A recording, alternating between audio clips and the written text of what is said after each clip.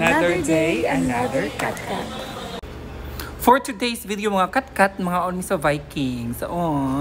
So karon Christmas season naman siya. Ambot lang no. Sa una baka excited kay ta mga bata pa sa og Christmas karon kay murag ambot ba dito kasabot no ngano ka ha.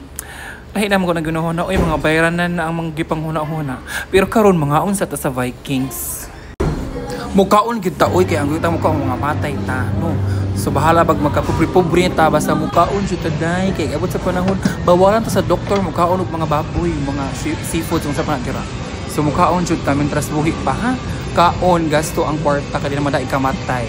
Og diri nga part mga kat-kat namili lang pagkaon so kadaghan pagkaon naglibog na mi. Mo sila dumplings, naa sila siomai og uban pa.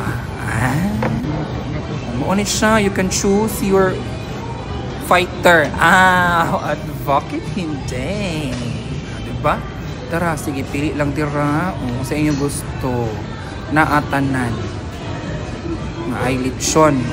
Ay lechon sa unahan ron, taod-taod. Na gusto. Opak. Asa man ka anak, kalami. O diba? Tara. Kauna, mintras buhi pa. Dili mag-save-save ng kwarta. Uy, kaya di dyan na maday kamatay. Nga unjod. So mugasto, kung natrabaho ka, dapat mugasto jud ka. Ay kalami, shit. Kaon jud ba yun? Kay parang sahay, wala ba kay kaon? Kaon jud kay.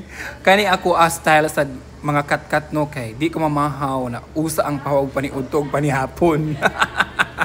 Kaon ba yun? Pas-pasi. Di dyan na mabagtan ang chismis kung magkaon. At bakit hindi? Laban.